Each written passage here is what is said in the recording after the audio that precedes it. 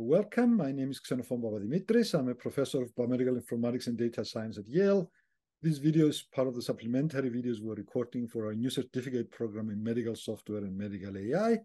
My guest today is Larkin Lowrey, who's an experienced software engineer and consultant. His work has a long career in the software industry. And Larry, welcome, and tell us a little bit more about your career path and what you do these days. Yeah, it's been a long journey. So I started out actually with my academic career being having a degree in cognitive science. And I ended up getting into software engineering as a way to apply practical application to what I had learned in that discipline.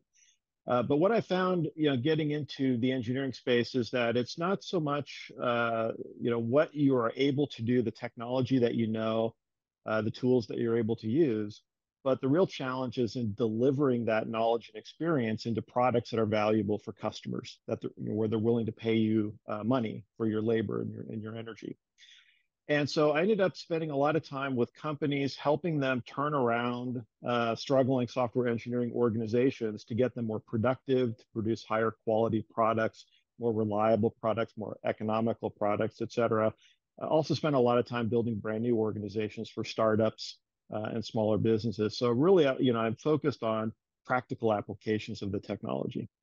Okay, and let me follow up on that. And how did you get into the medical sector, and what's your experience there? I know somewhat by accident. Yeah, so I spent the bulk of my career in the IoT space, tracking, telematics, sensor acquisition, et cetera, industrial controls and things of that nature. I got pulled into medtech almost quite by accident by an old colleague I'd worked with many years before who needed some help in a turnaround situation. And the application ended up being extremely analogous to what I had been doing outside of medtech in the telematics space. So in this case, it was a product that was doing insulin delivery. And essentially, it was an IoT device. We had a device that was delivering the insulin. We had sensors measuring blood glucose and other metrics. We were collecting the data wirelessly, transmitting up to the cloud. We were performing analytics on that data, right? This is all things that are done very commonly outside of medtech. A lot of the mechanics are there, but what is different is the level of paperwork that you have to do in order to satisfy the regulators. But ultimately, what you have outside of medtech is a very broad spectrum of quality, whereas within the medtech space, the regulators require a much, maybe honestly, narrower band of quality, but certainly a quality floor, right? You can't go below the quality floor, whereas, outside of medtech, the floor is all the way to the bottom, right? You can have the most dreadful quality you could possibly imagine. But at the same time, those other industries are able to achieve quality that, quite frankly, I see surpassing what you find in medtech pretty routinely. So a lot of what my journey in medtech has been over the last 5 or 6 years has been to bring in a lot of those learnings from the outside world into medtech in order to actually not just boost their quality, but also to improve the performance of the organization, right? Time to market, delivering more value to customers faster, cheaper, better, et cetera. Yeah, and on the theme, given that medtech is a small part of the whole software industry, we're the beneficiaries of tools that are being developed outside of the space. And right now we're seeing an explosion of AI tooling, whether it's Copilot, whether it's translation, whether it's image synthesis, that are affecting how we do our software development work. So let's talk a little bit about that. People think about AI in medical software as diagnostics or treatment, but a lot of the actual applications right now are improving the efficiency of the process of creating tools, creating software. So let's talk a little bit about what you're seeing in the space, how it's impacting your work and the companies you consult for. Right. AI is touching everything everywhere. And we have to look at what AI can do for us in the manufacturing of software, which is essentially what we're doing as engineers. We are producing software. It is a process where, traditionally it has been manual labor that is producing the software. We use some degree of automation to help repetitive tasks be handled by robots instead of by humans. But what AI has done for us is it allowed the technology to do a little bit of the thinking for us. And so a great example of this is the GitHub Copilot, which is a partnership between Microsoft and OpenAI. And what they've done is they've produced an AI that is able to write code. And so with integrations into various programming IDEs, so for example, Visual Studio Code, the Copilot AI is able to inject lines of code into what the developer is working on at the moment. And the developer is able to certainly to review the code suggested by Copilot and either accept it with modifications or reject it completely. And what I find with Copilot is that you can think of it as your junior software engineer. This is the maybe the software engineer that you would normally hire straight out of college, where they have a lot of extremely sharp and specific skills. They are very adept and excellent at executing in certain areas, but they lack the experience that only time brings. The ability to understand more comprehensively what the software is doing, what the needs of the user are, et cetera. So what you find when using this AI is that it's able to anticipate what your intentions are in the software and produce code for you, but it doesn't always get it right. And so, as the general philosophy in using tools to produce software, we have to take a trust but verify approach, right? We want to treat the AI as that junior member of the team who we want to let them have a chance at it, take the first pass at writing the software, but we need to have human review of what they've produced. So the Copilot does a pretty surprisingly good job at producing the lines of code that make up our software, but it gets it wrong or not quite right enough of the time that you just can't blindly, accept what it's doing. But the important consequences of using a tool like Copilot are several. So you have the immediate benefit of it's producing software that would normally require engineering time and labor, right? So we're essentially reducing the amount of time an engineer needs in order to produce the software. Conversely, we can say, well, in a fixed amount of time, we're producing more software that's more valuable. But another side effect of this tooling is that it's largely taking away many of the mundane tasks or routine coding tasks that we have, coding tasks which end up creating fatigue in the software developer. And it's fatigue that is impacting their cognitive abilities, making them less sharp. It's dulling their senses in a way because they're involved with a lot of very repetitive tasks. By being able to shift those repetitive tasks off to the AI, we're keeping the minds fresh, right? And more alert. And we're allowing those developers to focus on what they're really, really good at. And for a lot of software engineers, they spend a lot of their time doing things that really aren't stressing their talents, that aren't stretching their capabilities, and the AI frees them up to do that. So I think we're going to see, as we adopt more of these technologies, better utilization of the talent that we have, and I think that's very important. Yeah, I mean, I always tell students that they're surprised to hear this the first time, right? That programming is easy, figuring out what to program is hard. And I guess it feels like these tools are going to be doing the easy part. And that's analogous to what you see AI doing in actual medicine too. It's trying to help doctors do the mundane things, summarize notes, do a second read of images. That's where we're starting now. Where this will go, we don't know. This is a brave new world here. When we talked before, you had mentioned other applications of generative AI, tool-based translation, image generation. Can you talk a little bit about that? Yeah, so in the language translation space, anytime we're developing a software product for international usage and even domestic usage within the United States, we have to talk about supporting multiple languages to present to whatever language the user is most comfortable using. And so, traditionally we have taken our language files from the software and shipped them off to a vendor to have them do manual translations and then return those language files to us. Well, ChatGPT, as an example, has short-circuited that and given us a way to essentially handle the translations ourselves. Upload the file to ChatGPT, it does the translations, returns them back to us, and off you go. That's okay-ish if you're not terribly sensitive to language errors.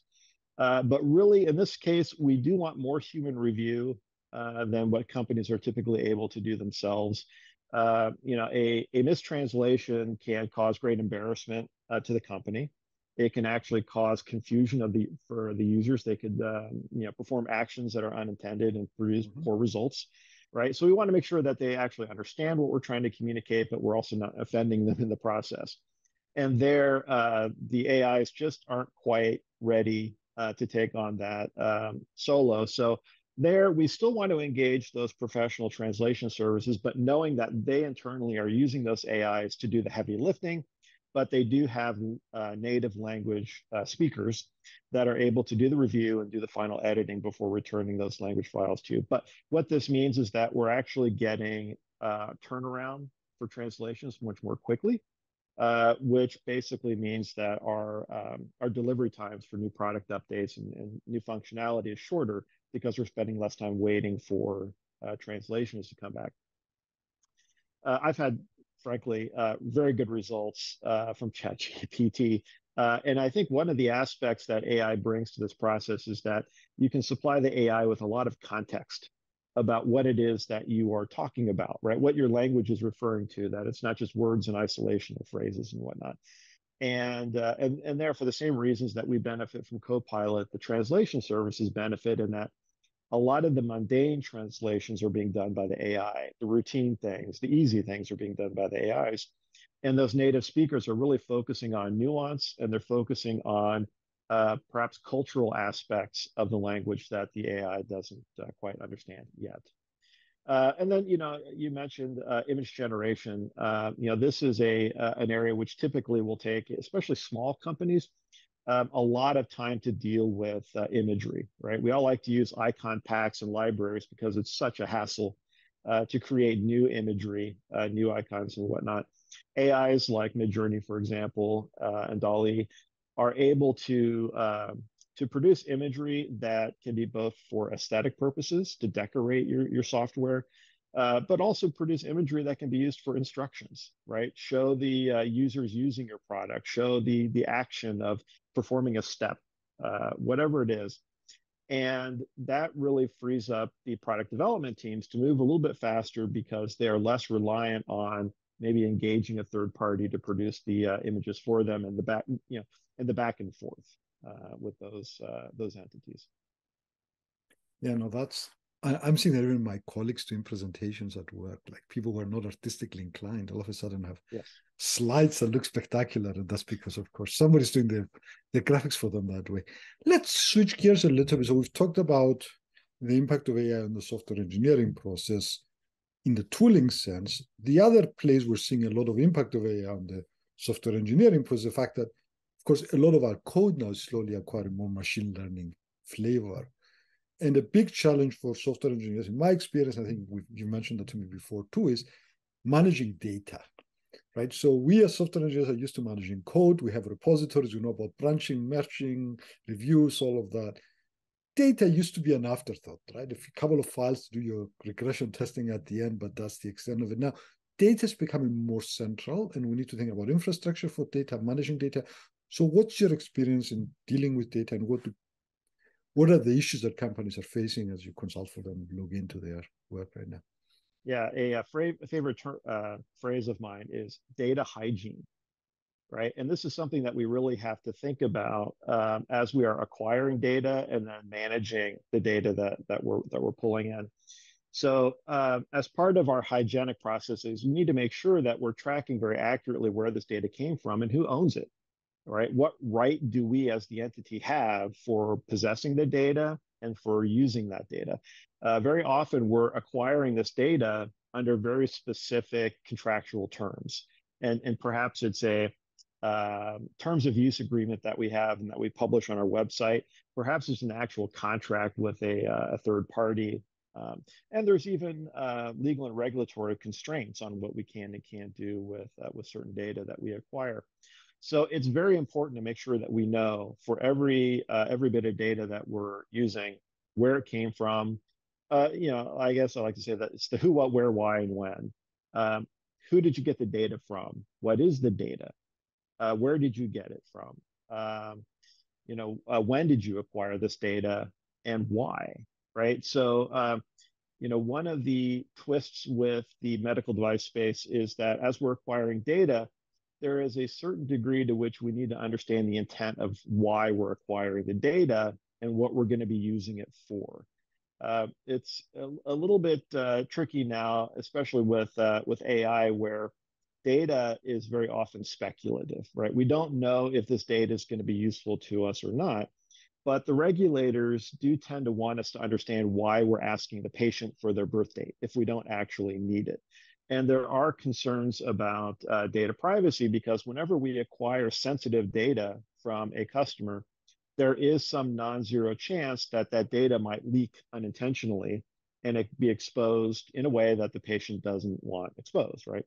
So, there are concerns and sensitivities about, why it is that we're collecting this data. But certainly we want to convince the regulators, but we also want to convince, more importantly, the owners of the data, the patients often, that we're being a good custodian of their data, that we're managing it very carefully and being respectful of their data rights. So anyway, that's kind of one aspect of just kind of the data provenance and understanding what the data is and what rights we have to it. But another important aspect is that we talk about data science, and oftentimes it's not necessarily obvious that the science means actual science, right? And there's a process to science where we need to make sure that we don't have contamination, right? So if we're taking a measurement, if we're maintaining a sample, we're studying a sample, that it hasn't been contaminated, that we know who's been handling the data or the sample, whatever it is. And we need to do the same thing with the data that we're collecting for analytical purposes.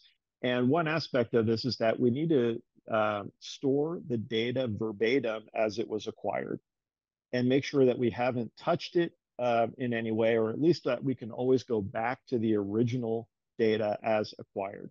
Because very often, if we do make a modification, we mutate the data in some way, it's no longer the original data set. It can introduce sources of errors and misunderstandings. It can also produce just complete misinterpretations, right, if we've mutated the data in some meaningful way. And so we need to make sure that we can always go back to the original data source. Data these days is cheap. Very, very, very few people have enough data where cost actually is a concern. So don't worry about it. Store the data as you get it. You can always transform it later if you have a particular need to do so. But another aspect of this, speaking of transformation, is that, in terms of overall data hygiene, is that you should think about data transformations as being a runtime or retrieval time activity as opposed to an ingestion step, right? So we want to be operating on the raw data at all times, unless you have a very, very specific performance issue you're trying to address. And if we're retrieving the raw data and performing our transformation when we need it, we get a couple of benefits. One is that transformation is always up to date, right? So if we discover 6 months later that our transformation was buggy, right? It had some side effect that we didn't understand at the time, and we have to correct our transformation, we don't have to go back and retransform a bunch of data that we persisted 6 months ago, because we're doing all of that transformation ephemerally, right? We're doing it in memory. We're doing it at the time that we need it. We know that the technique that we're using to do the transformation is always the best at that point in time. And additionally, when you take this approach, you can do a lot of testing around the transformations. You can test and verify and demonstrate to a third party that your data was handled properly at all times, right? So when you, at a previous point in time, people used to store their transformed data into something like a data warehouse for some specific purpose. And people would then rely on the data in that particular data store, but not necessarily realizing that it had been transformed. And nobody remembers what was done to it from the original data set, right? So now in your analysis, you may end up producing erroneous results because you didn't realize that there was a transformation that happened that modified the data in some slight way that rendered it no longer equivalent to the original data set, right? So again, doing your transformations at retrieval time and treating those transformed data sets as ephemeral is very, very important there. So we talked a little bit about the data infrastructure part. The other sort of concern we have here is data scientists a little bit and the work in data science and how to do data science properly. So I'd like to hear your thoughts about this topic. The data is nothing more than information managed by software, right? There's almost nobody at this point that is managing data without involving software in some manner.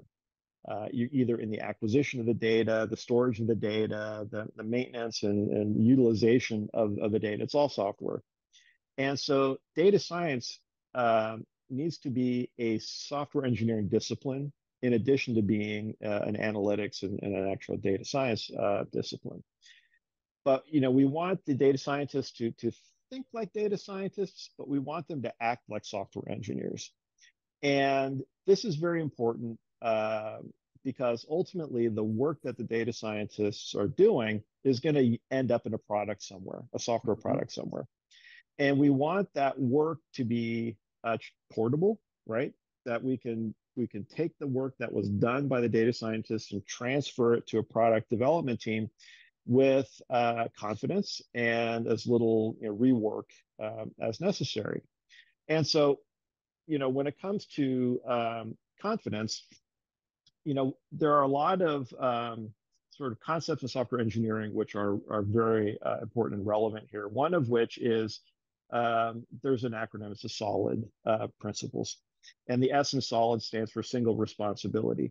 And the philosophy here is that you want to break down your logic into small, relatively atomic units of work functions that only do one thing. They have a single responsibility and they perform that single responsibility.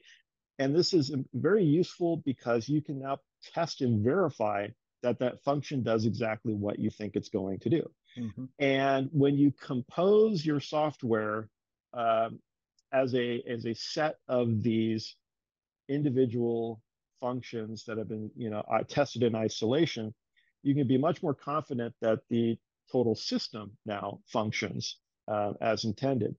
And this avoids a lot of the problems that occur when you have code that's often described as spaghetti code. You have one gigantic function, you're doing 15 things, 20 things to the code. It's all interleaved and interwoven, and it's really, really hard to convince yourself or anybody else that the code actually does what you think that it's doing, right? But when you break down the code into these individual functions, you can prove to yourself and to another party, this function does exactly this, this next function does exactly that. And as you're composing your work, you can demonstrate step by step that the results are completely deterministic and that the bounds of the behavior of the code is well understood, right? And so you don't end up with a result where you scratch your head like, well, this looks right to me, right? You can actually prove without any doubt that the code is doing what it's supposed to do. So, and I've touched on testing and validation or verification. Another good tip for doing good data science is taking a test-driven development approach. And this is a very popular methodology in software engineering where the engineers will think about how they're going to test and validate their work before they actually start writing the code. And this has a number of benefits, but one of them is that it causes the developers to think about how to write their code in a way that's easy to test, right? What ends up happening when you don't apply this type of a methodology and your code first, test later, is at the end of your coding exercise, you'll look back at your code and think, oh my gosh, how am I going to test this? right? You end up constructing something that's very difficult to write any testing for. And if you can't test it, you can't be sure that it's actually doing what you think it's going to do. And when a developer wants to hand over their code as, oh, I've completed my assignment, well, how are we going to know that they actually completed it? How is the developer going to know that they actually completed it? They need to have a methodology where they can apply objective tests and be able to demonstrate to themselves and to others that they did what they were supposed to do, that the code does what it's supposed to do. And these are good practices in software engineering that really need to be good practices in data science as well, because at the end of the day, it's just software. Culturally, when you have data scientists and software engineers together, they're two different universes in some ways, right? And especially you mentioned spaghetti code. Well, data scientists like to mess around in Jupyter notebooks. A lot of it is interactive and it works for them. It would never work for somebody else. But when you want to go from that into production mode, you need all those good software engineer practices you mentioned before, atomic code, functions, tests. How does one, it's one thing to train software engineers who go through like a 4-year curriculum in software engineering. You have somebody whose background is in statistics, and all of a sudden you teach them to think like a software engineer. What's the shortcut? How do you approach that discussion with people as you in your experience? Yeah, so one of the keys to this is, believe it or not, teaching humility in a way, right? So what we end up encountering with data science is essentially it's a discipline of discovery, right? Where there's oftentimes not a well-defined question, that you are exploring the data, you're trying to decide if there's anything interesting there. Everything that you're doing is very speculative, right? Why should you invest in producing maintainable code if it's just to explore a question that might not go anywhere, right? So what we have is a habit of data scientists, which are, um, essentially creating a breadcrumb trail to their final, place of discovery. They've now discovered something interesting, and what they've accumulated is this trail of throwaway code that has led them to their final destination. And it's completely understandable, right? It's the last thing we want to do is tell the data scientist, so you have to spend 3 days writing aesthetically perfect code in order to answer this one very speculative question, right? We want them to be taking risks and chances and et cetera. But again, science is in the name, right? And we have to think about what we do as scientists. And so one of the foundational concepts within science is reproducibility, right? And repeatability is related to that, which is more important for software engineering. But anyway, but you have to be able to reproduce your results, and therefore you have to have your process constructed in such a way that it could be reproduced. Okay. So if you're rolling the dice and you say, hey, every seventh roll it ends up being 6, right? You have to be able to construct a mechanism where you can show somebody else that they can do the same thing and see the exact same result that you did. And the same problem exists in data science, where they'll come up with a result that's interesting, but they don't necessarily have a way to reproduce the discovery, right? They can reproduce an implementation of an algorithm that produces an answer, but they really can't explain the algorithm or what's happening or why this is an answer versus a non-answer. And so we have to go back to a lot of, again, these principles of software engineering about single responsibility in our code and these discrete functions, because we have to know that this result from the data scientist is real, right? We have to know that it has some basis in the physical reality of the universe, right, within our data set, et cetera. And how are they going to prove that? How are they going to prove that this is real, right? You prove it by basically doing what essentially would be like a mathematical proof, right? I can't imagine that a statistician is going to write a 100-page paper on some statistical method that they've developed and wait until they've written the very last line of the paper to decide whether or not they should go back and actually prove that it works, right? This method, right? You have to have a method, and a lot of the methods that I suggest come from software engineering and how we as software engineers prove that our code actually works and is reliable and does what it's supposed to do. Mm-hmm. So a lot of this is actually, it's there's an aspect of trying to introduce a little more software engineering discipline to the data scientists, but the other important part of the journey is to remind them that they're scientists, right? It's in the name, and we have to have a little bit of scientific discipline in how we are developing our analytical methods, right? And it's maybe a little bit of a balance between cowboy coding and development and chasing, speculative ideas versus the rigor that we need to actually prove that what we've discovered is real. Yeah, and it's the usual challenge of R&D. At some point, you need to be able to move fast, explore the world, but at some point, you need to be in the reproducible. Let me ask you one last question as I'm hearing you speak. So I have a software project, and it has part machine learning, part traditional code, or the machine learning is a piece of the code, right? It's a module in there. So I can think of different ways to organize a software development process here. I design the rest of the code first, I get it to a point, and then I go over and think about the machine learning and plug it in as a module. I do the machine learning stuff first, make sure it works, and then design the rest around it. Or we try to do them, in tandem in some way, parallel processing. What's your experience with that type of development? If you are working on a software project, how would you organize that process? What would you start first usually? Well, in any software project, whatever it is that we're doing, we have to define what the purpose is of what we're doing. What is the intended function of this feature that we're building? And whether it's an actual product feature or even just a function in a code or a class, whatever it is, a source file, we have to define what it is we expect this thing to do, what the interface contract is, right? What we're going to give it, what it's going to give back, and then define other aspects of its operating characteristics. Like we need to understand performance windows and latency and some reliability things and some other things.